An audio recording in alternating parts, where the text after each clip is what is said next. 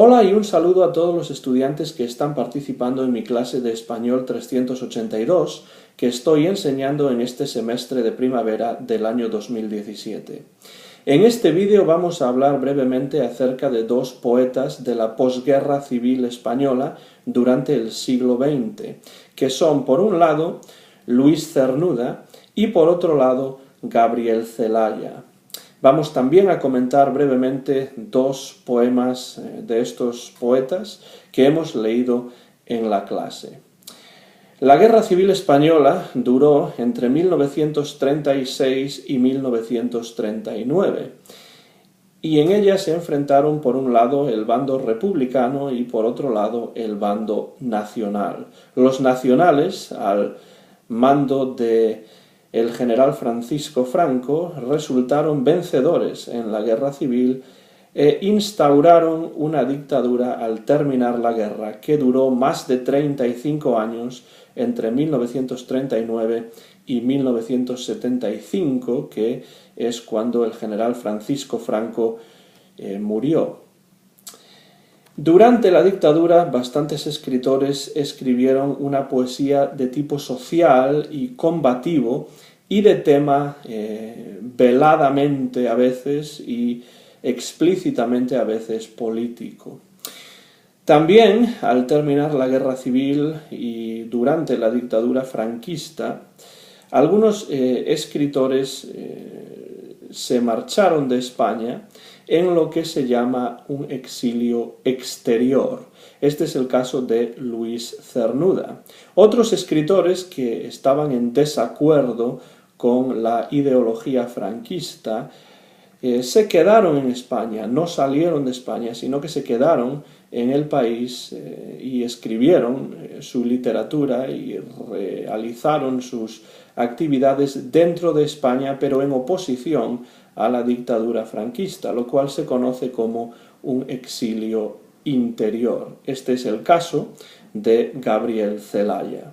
Vamos a empezar con Luis Cernuda, que en 1938 salió de España, en principio para ir a Inglaterra y allí dar unas conferencias, aunque nunca realmente llegó a dar esas conferencias. Él pensaba que iba a volver a España, pero nunca regresaría a España después de salir de España en el año 1938. Vivió en diferentes países como Francia, Inglaterra, Escocia, incluso en los Estados Unidos, donde dio clase de español en una universidad en Massachusetts, y acabó su vida viviendo en México. El poema que hemos leído en clase de Luis Cernuda se titula Un español habla de su tierra. Es un poema escrito precisamente en el exilio y es acerca del exilio precisamente.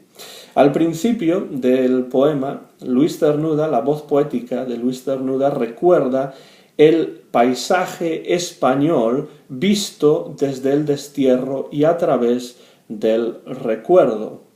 Habla en estos momentos no solamente del paisaje, sino también de lo que él llama los Caínes sempiternos, Eternal Cains, como el personaje de la Biblia.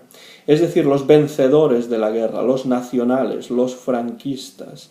Y dice acerca de los vencedores de la guerra: de todo me arrancaron, me dejan el destierro. Pues él vivió el resto de su vida en el exilio y no regresó a España.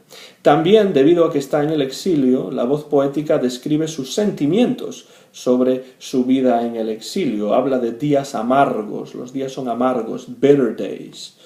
Y también dice que el exilio es solo una larga espera a fuerza de recuerdos. Y cuando hablamos del recuerdo, ya hemos dicho en varias ocasiones en la clase que cuando alguien habla del recuerdo, cuando alguien recuerda, no tiene ese algo. Y en este caso, la voz poética tiene el recuerdo de España, pero no posee España, no vive en España, no tiene ese paisaje, no puede disfrutar de ese paisaje del que habla.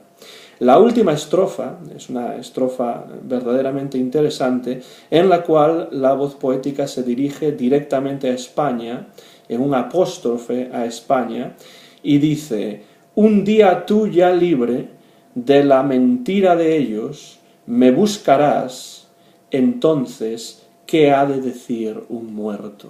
Y esa pregunta retórica que aparece al final del poema, ¿qué ha de decir un muerto?, significa que la voz poética que vive en el exilio fuera de España no tiene ya esperanza de volver a ver a España libre, pues dice: un día tú ya libre de la mentira de ellos, es decir, de los vencedores de la guerra, los que han instalado la paz del franquismo, en la cual no es soluble Luis Cernuda, pues un día cuando España ya sea libre buscará a la voz poética, dice, pero ese día será un día en el que la voz poética, Luis Cernuda, ya esté muerto, con lo cual no tiene esperanza de terminar su exilio y de poder volver a una España libre del franquismo, de la dictadura de Francisco Franco.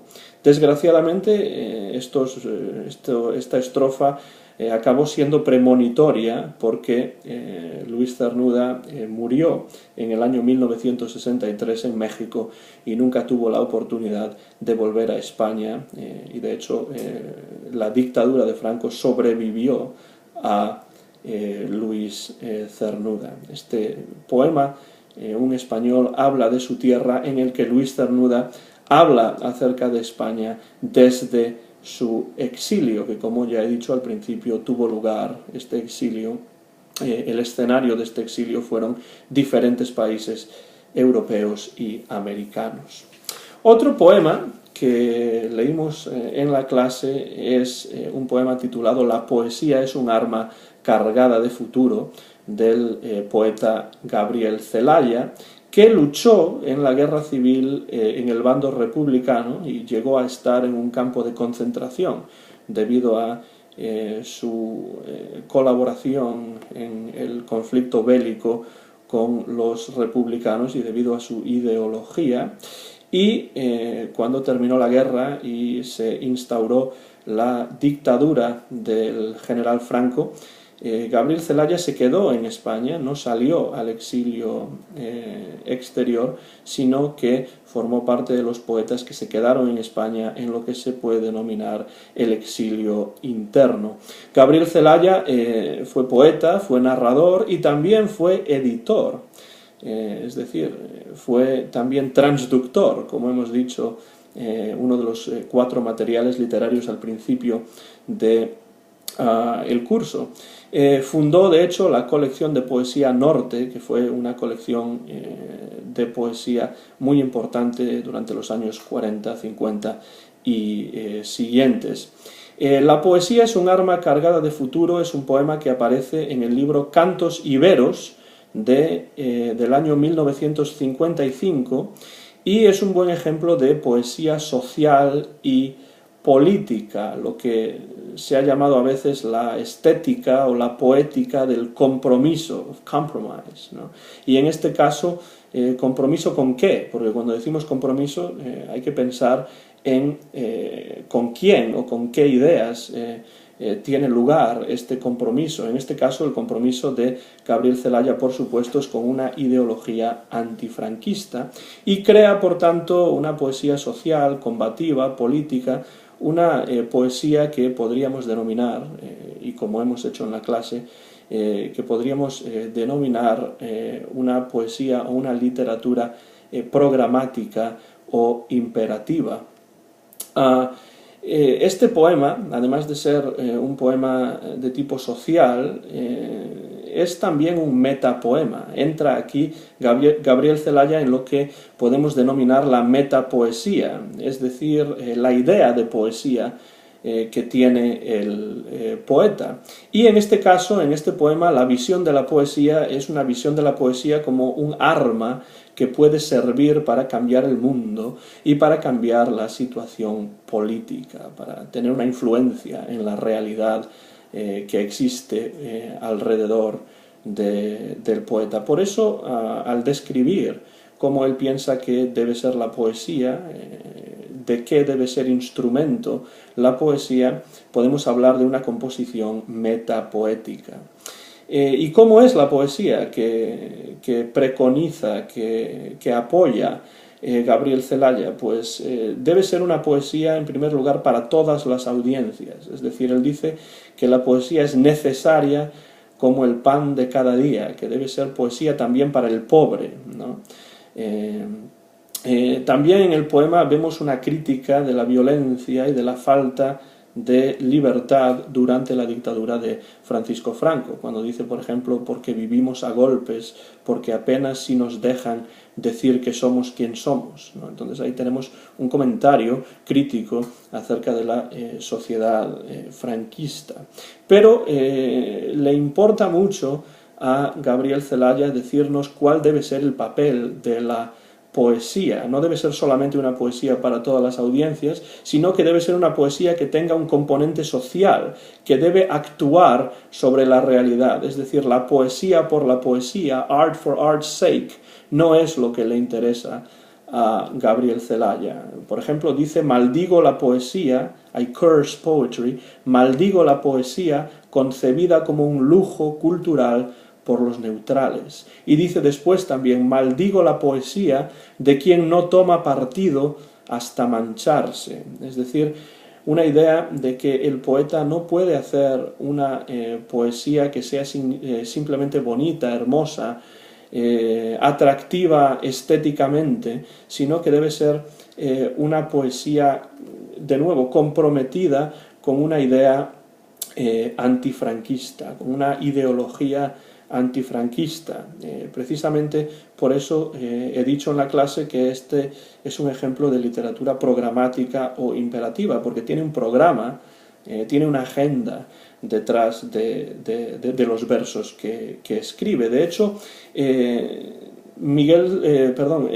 Gabriel Celaya identifica al poeta como un ingeniero del verso y un obrero. Es decir, el poeta es uno más de los obreros que trabajan a España, dice él, a España en sus aceros, ¿no? Entonces, el poeta es un obrero más, como los obreros que trabajan día a día con la fuerza de sus músculos, ¿no? En este caso, el poeta pues está visto como un obrero, a worker, ¿no? A part of the workforce as well.